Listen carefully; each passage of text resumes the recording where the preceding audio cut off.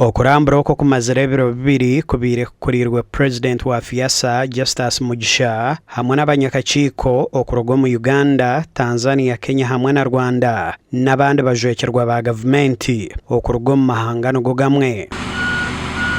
Aba barambwire bishayi hamwe n'oburaro bw'abazaani aha mashomero gombiri Amos hamwe na Bukedia Comprehensive agarukwija kutebekanisa emizaano egi. Kamishana w'eby'emizaano mu ihanga Reverend Canon Duncan Zumugumya ojwekire gavumenti ya Uganda asiimira omurimo oguriyo nogukorwa. Twashemerwa munonga twahika Bukedia Comprehensive twashanga ebintu birungi munonga, swimming pool n'ebishaye bindi, indoor stadium aho kuzande ndijo mizano, stadium mpango munonga enungi munonga, twashemerwa oburaro n'uburungi munonga n'ezindi facilities.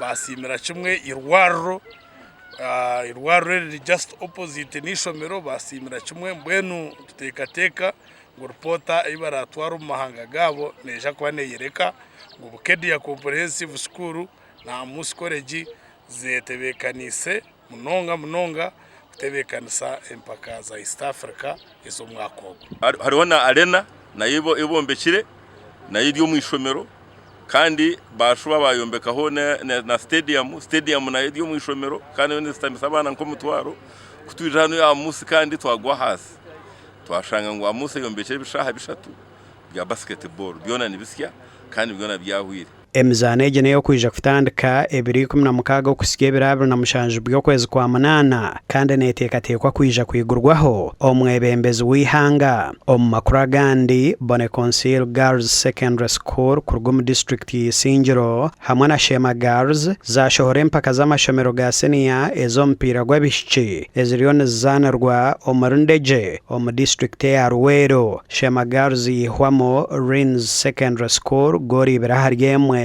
kandi yo Boneconsil yashohozebwa abasentonoha bwanyuma yo kubagutura goro mushanjo hari 0. Yo Kawempe yasinga Uganda Mataza Rubaga gori 5 hari 3 za penalty. Rero yo Amos College yahonda ba Sacred Heart Guru gori 5 hari 0. Empaka zagaruka mweri izoba kutandika kuzanwa n'orurengo rwa quarter final bwanyuma yo kwija kwemerezebwa omukwezi kwa kana bwanyuma yo kuteganisibwa emizano ya timu y'ihanga eyo mpira gw'abishiki.